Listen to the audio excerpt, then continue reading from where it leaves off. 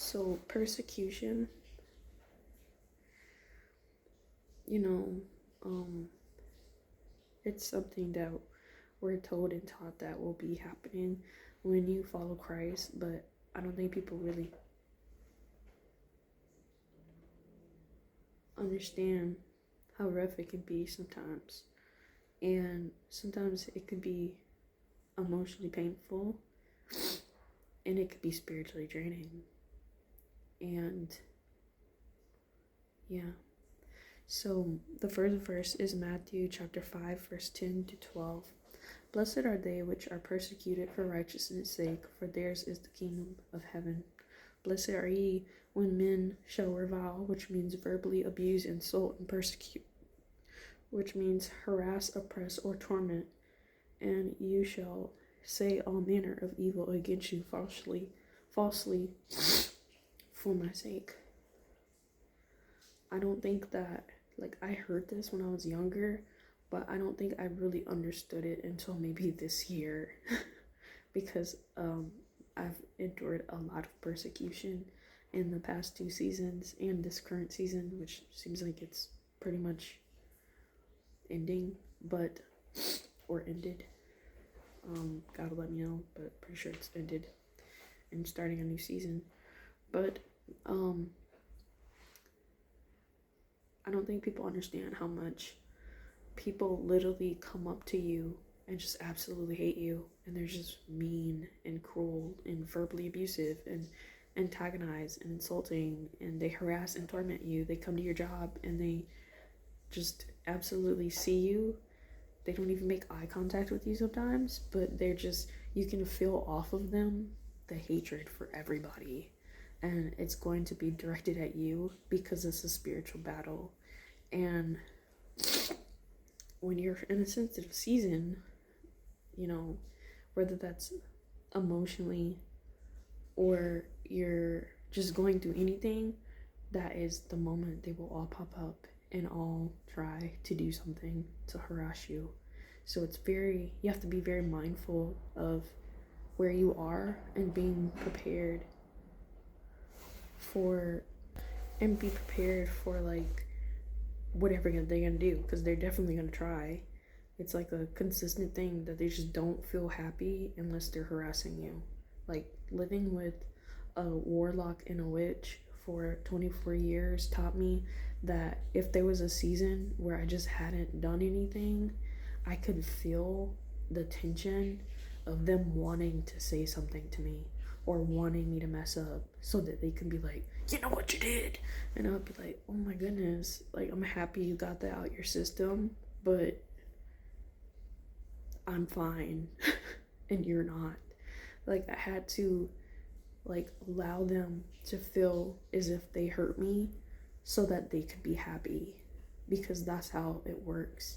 They are not happy unless they are making you miserable, and a lot of the times I was actually chill, but I pretended like I was oh so hurt so they would get out my face.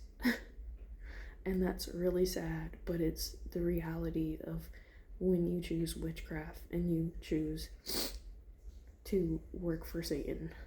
So, but yes, 11, that was blessed are ye when man shall revile and persecute you, and shall say all manner of evil against you falsely for my sake. Yes, they will accuse you for nothing. I can't tell you how many times I got called an HO. I can't tell you how many times I got called a liar when I wasn't lying. And then when I was a liar, when I was a child, I never got called a liar. But when I was older, I got called a liar, and I wasn't lying. I wasn't mean. I wasn't doing anything except existing. And then 12, rejoice and be exceedingly glad, for great is your reward in heaven, for so persecuted they the prophets which were before you. So if they were persecuted, we're going to be persecuted because they were before us, and Christ was before us, and he was persecuted. He died on the cross for literally all of these people, and they were still awful to him. Anyway, I also try to rejoice because I know that God has my back, and He's going to reward me for being kind to people that were awful to me and that persecute you. I mean, think about it. I lived with a witch and a warlock, and they were sick a lot of the time, and they would harass me and beat me and abuse me, but I still took care of them when they were sick. I still said, hey, I love you guys, and I meant it from my heart and from my soul and my mind. And I knew they didn't love me back, but I still did what I was still doing, and I was still helping them, not even knowing that I was honoring God while taking care of and praying for people that were not kind to me. And then it says, Matthew chapter 5, verse 44, love your enemies, bless them that curse you, do good to them that hate you, and pray for them that despitefully use you and persecute you. For example,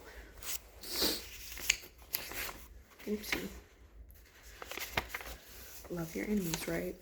Bless them that curse you. They don't talk about how, I feel like a lot of people don't talk about how you can still be angry and you can be irritated and you can be like, I can't believe this is happening to me. And then I'll be like, Jesus, what am I supposed to do? Because last week these people liked me and now they can't stand me. And I'm like, I don't know what's going on. And I'm confused. And then I'm like, you died on the cross. You said forgive them.